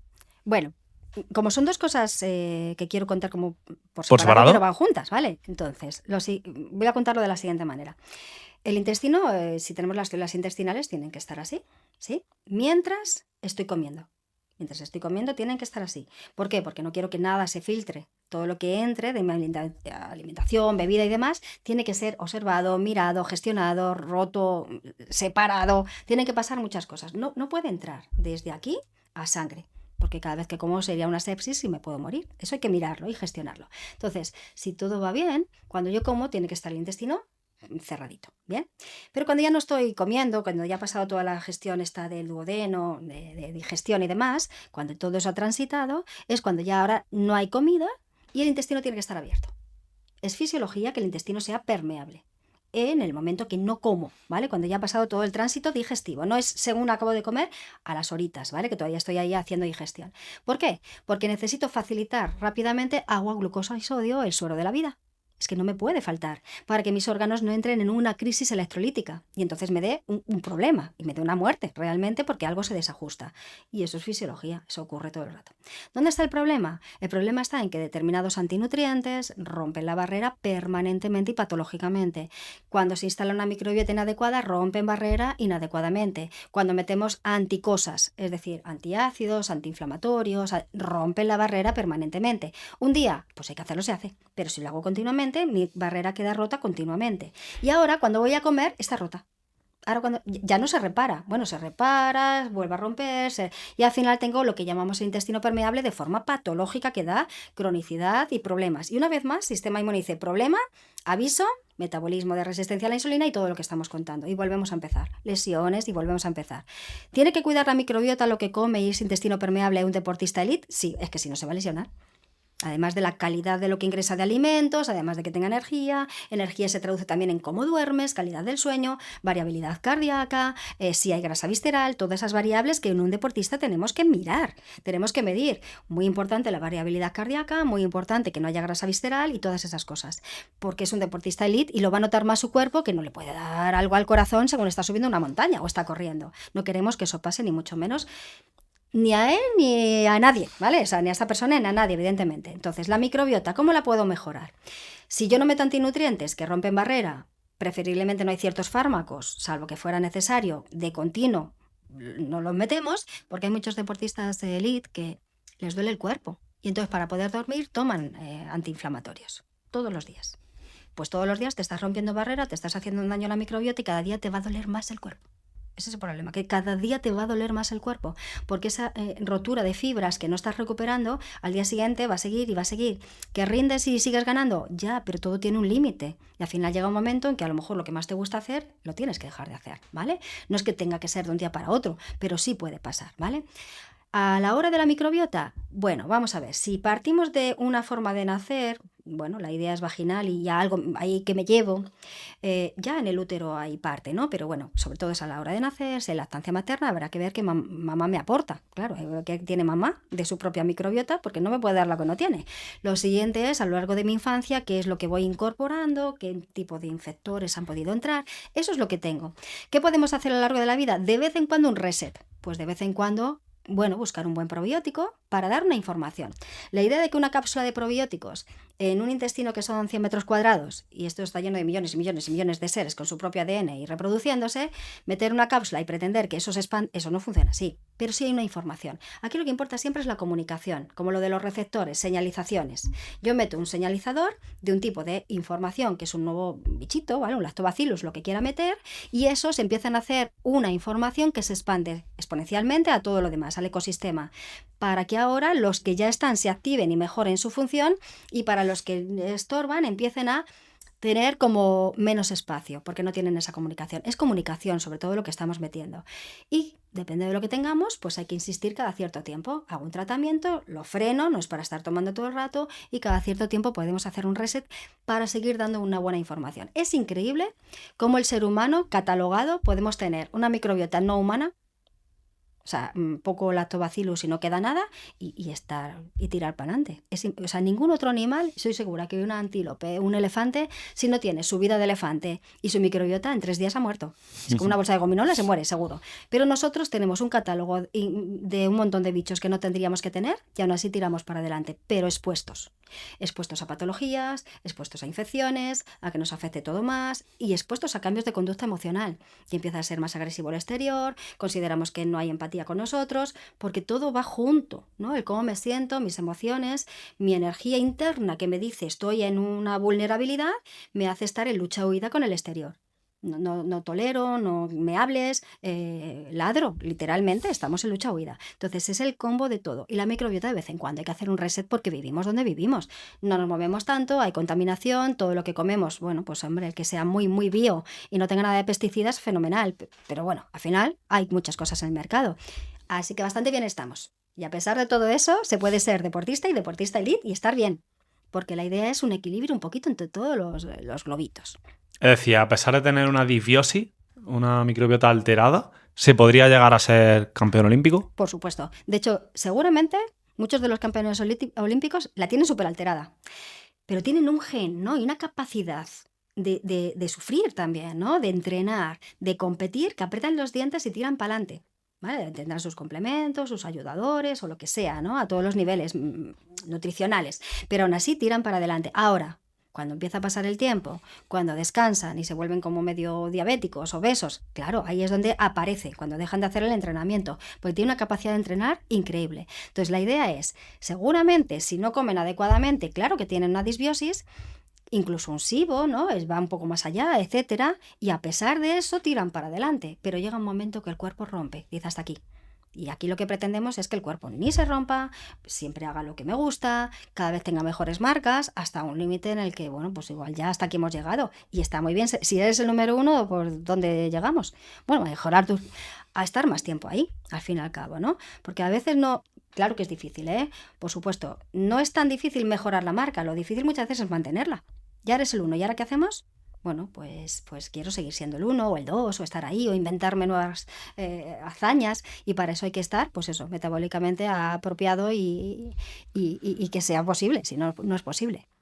Vale, ¿los deportistas tienen algún tipo de microbiota característica, los deportistas de élite, diferente a los amateurs o diferente a la población general? Sí, en general cada persona, dentro de que tendríamos o deberíamos tener un común de Homo sapiens, depende de lo que hagamos, una vez epigenética, cambia la microbiota. De hecho, aunque tenga un tipo de lactobacillus, por el tipo de comportamiento muta al otro lactobacillus que necesito, ¿vale? Entonces, hay mucha más cantidad de lactobacillus que me producen precisamente energía o protección, el que entrena y el que hace deporte frente al que no lo hace. Sí, totalmente. Y además es espontáneo.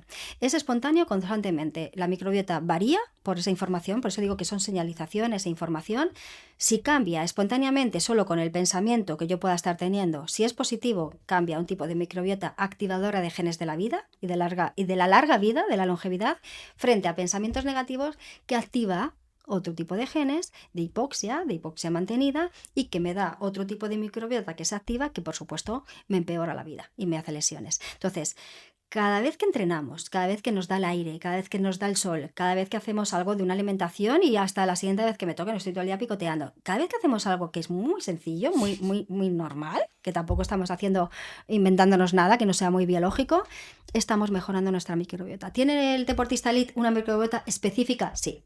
Sí, porque hace deporte elite, claro que la tiene y le protege. y le da lactoferrina y le da un montón de moléculas a ese sistema inmune que son protectivas de vía respiratoria. Y el que hace tren superior y hace musculación tiene más capacidad de protección a la vía respiratoria. Es decir, cada cosa que hacemos nos da una nueva protección y, por supuesto, nuestra microbiota adecuada a ello. Desde tu opinión, ¿podría un corredor correr una maratón en ayunas y sin geles, con una preparación previa y hacer una de las mejores marcas mundiales? Puede, perfectamente. Es más, otra cosa es que se atreva a hacerlo, ¿vale? O sea, pero de hecho hay casos, no me acuerdo del nombre, pero si acaso lo buscaremos, ¿no? Para que también lo podamos poner ahí, quizás en un subtítulo, pero hace no tanto tiempo, un año, ¿vale?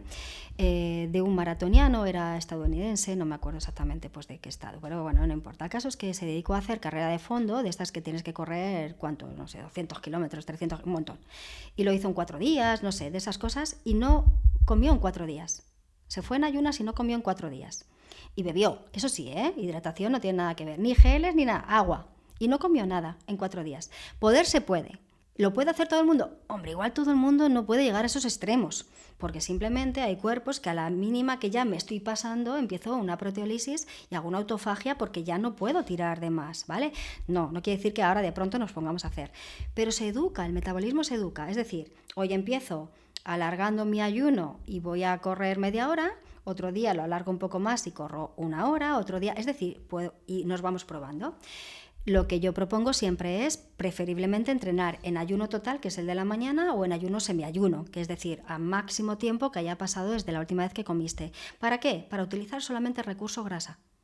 Pero no por eso estamos utilizando proteína. Si yo soy eficaz utilizando grasa, no voy a utilizar la proteína. El problema es que cuando mi recurso es la glucosa y ya no tengo, porque se me vacían los depósitos o porque ya no sé utilizar otra fuente, lo que hago es romper proteína para volver a conseguir glucosa.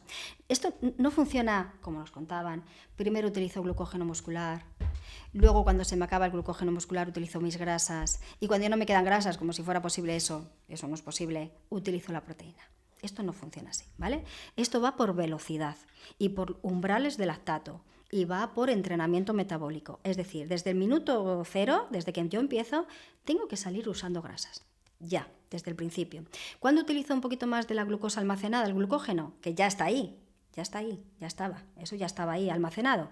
Cuando me pego un pedazo de sprint anaeróbico, porque entre el 1 y el 2, que soy yo, me puedo pegar. No vemos el maratoniano que llega, van iguales toda la carrera, que es agónico verles ahí, Dios mío, que adelante alguien ya.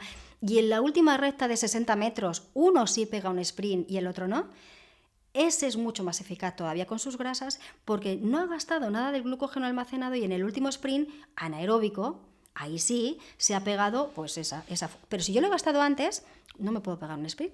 Entonces la idea es quemo grasas, uso esas grasas en la beta oxidación, solo en determinados momentos gasto un poco de glucógeno y lo que nunca quiero utilizar es la proteína. ¿Se gasta algo de proteína, algo de aminoácidos cada vez que hago una resistencia a una carrera? Algo sí, porque va junto. Depende de ese umbral de lactato que te comento. Pero cuanto más entreno, ese metabolismo aeróbico, que es el que tiene que ver con grasas, y más salgo en ese ayuno, mejor me encuentro y claro que puedo correr un maratón sin haber comido. Perfectamente. Hay que entrenarlo. Que nadie lo haga de pronto. Pero hablamos de hacer una de las mejores, de las 10 mejores marcas mundiales, ¿eh? Sí. O de que tú corras en 2.03 y ese día, pues 2.03.30, 2.03.20. Poder se puede, biológicamente se puede. Ahora vemos a los grandes estos maratonianos que hacen esas marcas y tienen una vida en la que entrenan muy en el ayuno y en la austeridad, y el día de la competición y tal, porque algunos lo dicen, mira lo que come, pues sí, hamburguesas, espaguetis, comer así. Dice, mira, porque como esto, gana. No. Esta persona tiene una genética así, que además la está activando, ¿no? Para que todo vaya bien. Tiene una vida que tú no has tenido en su infancia, lo que se ha tenido que desplazar, con lo cual lleva toda una vida educando, ¿no?, a su metabolismo y a sus células. Mientras se entrene de esta manera, se puede permitir el lujo de comer de esa manera para este día de la carrera. Ahora, cuidado, que con 30 años mueren de un infarto, que con 25 son viejos. ¿Vale? Entonces la idea es no solo ser el mejor, sino que además ser longevo, ser metabólicamente flexible, no tener lesiones y que no te peguen un zambombazo al corazón. ¿Vale? Es que aquí buscamos no solamente la marca, buscamos que todo lo demás también te acompañe. Entonces, claro que comiendo quizás cualquier cosa esta gente puede llegar a esa marca y por eso es difícil trabajar muchas veces con deportistas elite, porque como están allá arriba, ¿Cómo no van a comer espaguetis si es a lo que están acostumbrados? Yo lo entiendo, o sea, hay que ser valiente para cambiarlo y probar a ver cómo te sientes. ¿Qué me cuentan los que cambian? Pues que ahora pueden tener las mismas marcas y al día siguiente están bien, como si no tuvieran una resaca mental siempre, ¿no? Y ese tipo de cosas. Entonces, y tienen mejores contratos porque no se lesionan. Eso es lo que buscamos, es un añadido. Entonces, poder biológicamente se puede. Es más la creencia y el miedo a cambiar lo que hace que no lo hagamos, ¿no? O que no se pueda desarrollar, o que no todo el mundo lo quiera desarrollar, pero poder se puede. Bueno, creo que es lo que me va a responder, pero te quería hacer otra. Tour de Francia sin geles y llegar de los 10 primeros. A ver, es que el ciclismo...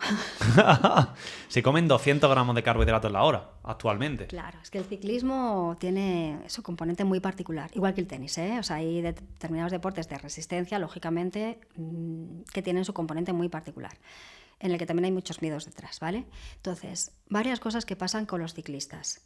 Desarrollan piernas, enflacan de arriba porque no quieren desarrollar el tren superior para como que no pese en la bicicleta, enferman mucho de vía respiratoria precisamente por no hacer nada con el tren superior, que es el que nos protege frente a infecciones respiratorias, por hacer lactoferrina y demás.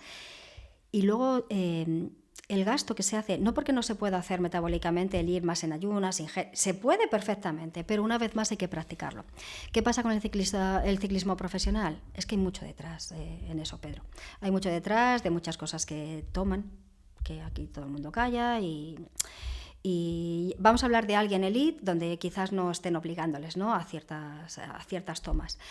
Poder se puede. De hecho, tengo deportistas no a ese nivel que salgan en el Tour de Francia, es cierto, pero sí que hacen alto nivel y rendimiento de bici, que cuando yo les propuse la primera vez, empieza a ir poco a poco a salir en ayunas por la mañana, me como una loca.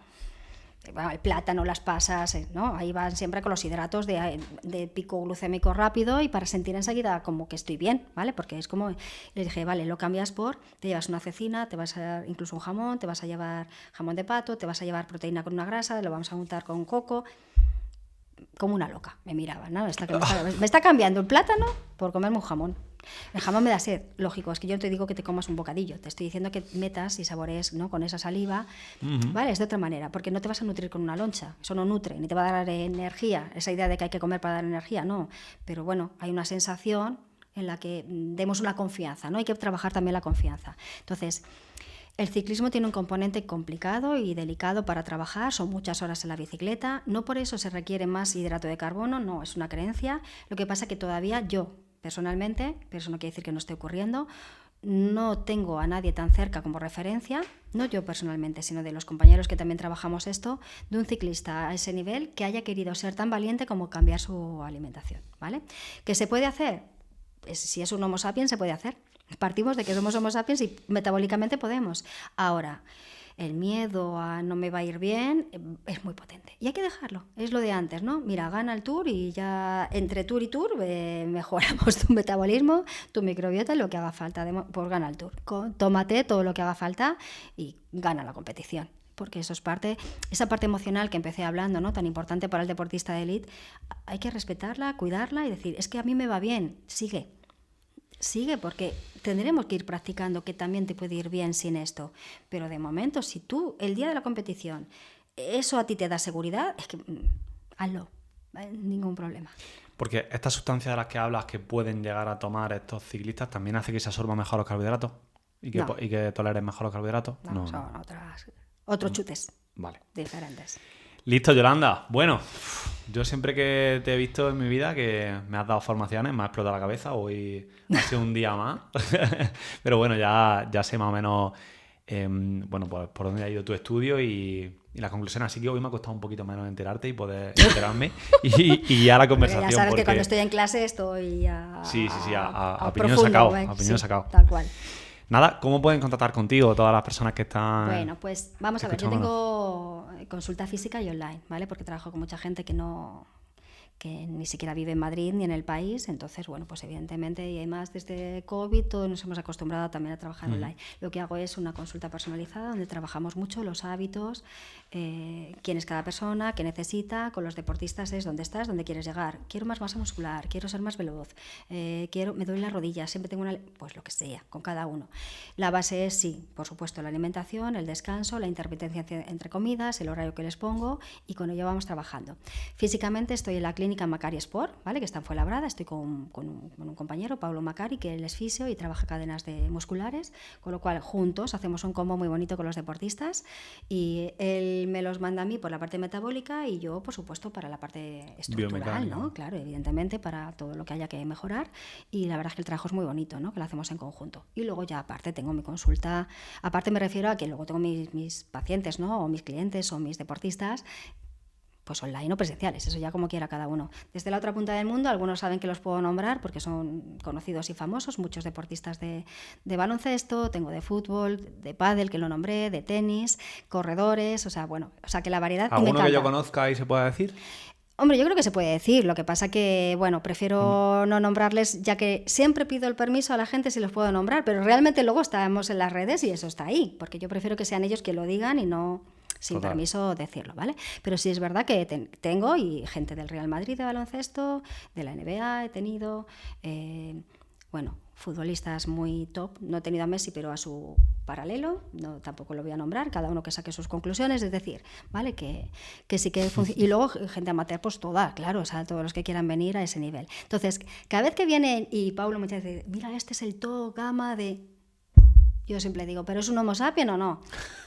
Tiene las mismas necesidades. Pues es un ¿verdad? Homo sapiens, tendrá que comer, tendrá que descansar, ¿vale? Es como que no nos asuste atender a élite, porque siguen siendo humanos, Homo sapiens, y van a tener que comer y necesidades pues, de un Homo sapiens. Y que yo pienso que suelen tener los mismos déficits que puede tener un atleta de alto rendimiento, ¿no? Como podría ser yo. Yo llegué al alto rendimiento. Pues yo creo que muy parecida a lo que pasa que genéticamente, ¿no? Pues es las ganas, el que tu trabajo te gusta, y que quieres competir, igual que otro diría, es que yo competir, pues claro, cada uno luego le gusta más pintar y es pintor y yo puedo estar pintando 10 horas al día, claro, pues no eres pintor, pero mira, este puede estar 14. Entonces, luego cada uno estamos en una esencia, ¿no? Que es nuestra, pero que no tengamos miedo a atender a un deportista elite y creer que vamos a fallar. No, porque es un humano, le vamos a atender en sus necesidades a la velocidad que su cuerpo vaya educando ese metabolismo y que, por supuesto, muy a tener en cuenta sus sensaciones y qué le está pasando para seguir investigando en conjunto lo que sabemos a nivel de ciencia, a nivel de clínica y esa persona en concreto, luego cada persona en concreto. Y yo a todo el mundo, dentro de proponer una base común, luego hay particularidades. Luego entre ellos se hablan. Oye, ¿tú a este por qué le has puesto esto por la mañana y a mí me lo has puesto por la noche? O a mí no me lo has puesto. A mí ponme eso también. Diré, mira, deja de mirarle la dieta. No, pero claro, a mí puesto porque no me lo has puesto. Y yo, para ti no. Y es como, ¿y por qué yo no? Y entonces es como entre ellos se hablan, se curiosean y... Pues dile, te mira el podcast de Vida de Élite y... Claro, y es como, bueno, pues porque tú no... Oye, si quieres te lo pongo, pero que no lo necesitas. Tú no te pasa esto, ¿vale? Otra cosa, entonces tú tranquilo, que eso no lo necesitas. Pues a mí me gusta mucho, por ejemplo, cuando me preguntan y curiosean en entenderlo realmente, ¿no? Y no se basten con una respuesta corta de porque sí y demás. A mí también me gusta, ¿no? Hay de todo, vamos a ver, pero da igual ya quien venga, ¿no? Hay gente que me dice, bueno, ¿qué hago? Y otros que, ¿y por qué? Y entonces, y yo les adelanto que tienen que sentir, ¿vale? Es muy importante. Cuando primero, bueno, pues como comentaste, ¿no? Yo también he sido deportista elite, aunque ahora ya no lo hago, ahora simplemente hago deporte, vamos a dejarlo.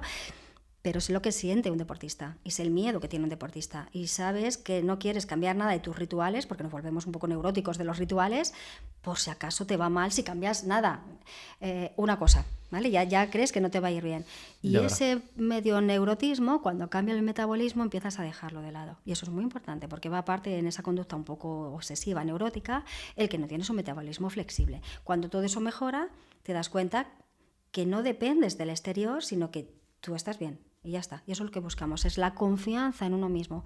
De hecho, trabajo mucho con ellos la parte emocional de la autoconfianza.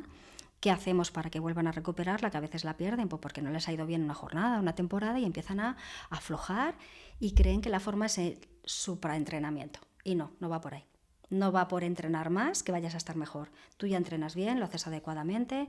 Puedes cambiar 2 o 3 cosas porque a lo mejor te va mejor, pero no va por ahí. Entonces eso hay que trabajarlo mucho con ellos y yo lo trabajo desde la parte biológica de darle confianza con qué tipo de microbiota, qué tipo de nutriente, ahora vas a tomar este lo vas a dejar. ¿Y ahora por qué? Bueno, pues ahora lo vas a dejar porque ahora tu lipasa me está diciendo que no lo estás asimilando. Vale, esto ya es muy concreto de cada uno de ellos y cómo lo trabajo. Pero todo va junto, no es solamente qué comes y qué bebes, sino eso, más cuándo y en qué horario descansas, más qué cosas te están preocupando, más cuál es tu vida. No es lo mismo el deportista que tiene además familia, hijos y tiene una intendencia, al deportista que ahora mismo se dedica solamente a su deporte. Pues ya está, claro, y hay que tenerla en cuenta como vidas diferentes, ¿no? El que viaje lo lleva mal, el que viaje lo lleva bien. Todo eso hay que tenerlo en cuenta. ¿La lipasa que la mira a nivel salival o...? La lipasa se puede medir, pero yo lo mido en síntoma. Les pregunto cómo van al baño, ¿no? Tú sabes de formación que alguna vez he dicho cómo vamos al baño. No es que todo el rato esté preguntando, porque les enseño a qué tienen que ver y que luego ya me digan cuánto nos hemos separado de eso. Buscamos un perfect y en el momento que yo veo que no sale como tiene que salir, yo ya sé que están fastidiadas las lipasas, proteasas o lo que sea. No hace falta más, ¿no? Es como... es la medicina de entender que el cuerpo tiene que funcionar de una manera y que con el síntoma, no, ¿vale? Si me traes una prueba, pues yo la agradezco, pero no la necesito, ¿no? Con que me digas cómo descansas, cómo vas al baño y ellos llevan el anillo, el reloj, cómo es tu variabilidad, o sea, yo con ver eso ya sé qué está pasando adentro. Y de hecho me dicen, no, si lo estoy haciendo todo bien. ¿Perdona? O sea, si estuviera todo bien, no estarían saliendo estas variabilidades, no estaríamos yendo así al baño, no, y tranquilo, ya está, lo volvemos a reconducir. Para lo que él creía que era bien, ¿no?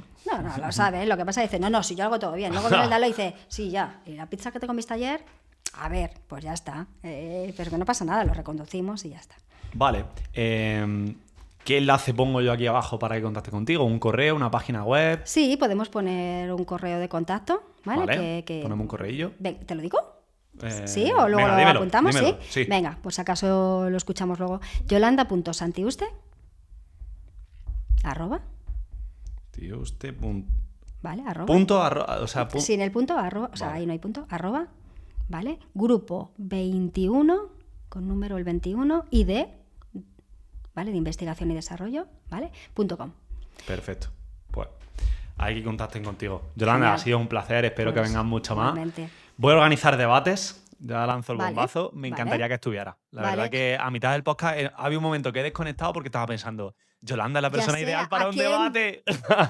Claro, encima me traes a quien... Bueno, está muy bien, No, te además. voy a es que- traer a alguien que diga que el arroz es magia. Claro, por eso, que me traes a alguien que... Y yo diré, pues no, si magia es, aquí no veas, hace unas magias Sí, hace impresionantes. Pero magia bueno, endorfínica. claro, pero es fácil. Luego vamos a ver analíticas, vamos a ver otras cosas y vamos a ver qué significa por dentro. Ya Sí, está. pero es que creo que los debates son muy necesarios porque claro, son muy se puede ver qué enriquecedores. dice la ciencia de ambas partes sin que haya tampoco mucho que discutir más allá Claro, del debate, ¿no? claro. Y que así, porque es que si no nos creemos lo que nos cuenta todo el mundo. Está bien escuchar a varias personas que hablan sobre Sí, una misma temática exactamente. y luego ya la persona que está detrás Eso es. que tome la decisión que quiera, ¿no? Eso Tú es. escuchas, que además por todos los caminos se te va a Roma. Pues aquí estaremos. Mil gracias, Pedro. Nada, muchas Un gracias, placer. Yolanda.